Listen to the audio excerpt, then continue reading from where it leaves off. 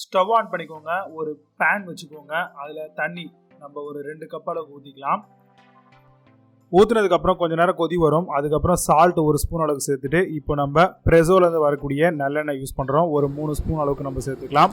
இப்போ பாஸ்தா ஒரு பிளேட் நிறைய எடுத்து வச்சுருக்கோம். கிட்டத்தட்ட வந்து பார்த்திங்கன்னா ஒரு 1/2 kgக்கு மேலே இருக்குது. அதையும் வந்து சேர்த்துடலாம்.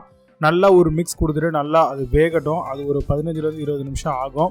வெந்ததுக்கப்புறம் நீங்கள் அதை வந்து ஸ்டவ் ஆஃப் பண்ணிவிட்டு வேறு ஒரு ஃபில்டர் மாதிரி வச்சு அந்த பாஸ்தா எல்லாத்தையும் ஃபில்டர் பண்ணி எடுத்துக்கோங்க. தண்ணி எல்லாமே ட்ரைன் ஆகிடணும். எல்லாமே கம்ப்ளீட்டாக ட்ரைன் ஆனதுக்கப்புறம் பச்சை தண்ணி கொஞ்சமாக வந்து மேலே ஊற்றிக்கோங்க, ஒட்டாமல் இருக்கணும் அப்படின்றதுக்காக. இப்போ திரும்ப அதே பேன் வச்சு கொஞ்சமாக நம்ம ப்ரெஸோலேருந்து வரக்கூடிய நல்லெண்ணெய் ஊற்றிக்கலாம். இது வந்து பார்த்திங்கன்னா ஒரு 2 குழிக்கரண்டி அளவுக்கு எண்ணெய் ஊற்றிக்கலாம். இப்போ பச்சை மிளகா கொஞ்சமும் இஞ்சி பூண்டு பேஸ்ட் ஒரு கை நிறைய சேர்த்து அந்த எண்ணெயிலேயே நல்லா வதக்கிக்கலாம்.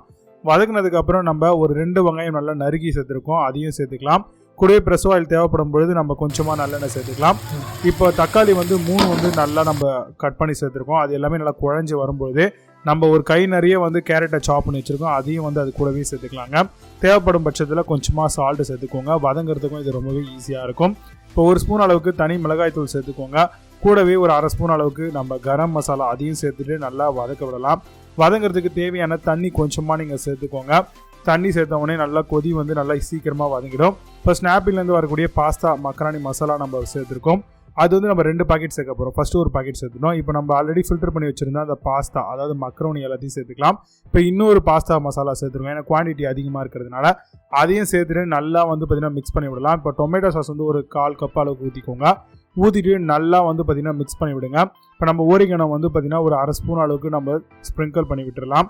சேர்த்துட்டு எல்லாத்தையும் நல்லா வந்து பார்த்திங்கன்னா மிக்ஸ் பண்ணி விடுங்க. எல்லாத்தையும் நல்லா கலர்னதுக்கப்புறம் ஒரு கை நிறைய வந்து கொத்தமல்லி தழையை சேர்த்துக்கோங்க. சேர்த்துட்டு நல்லா மிக்ஸ் பண்ணி விட்டுருங்க.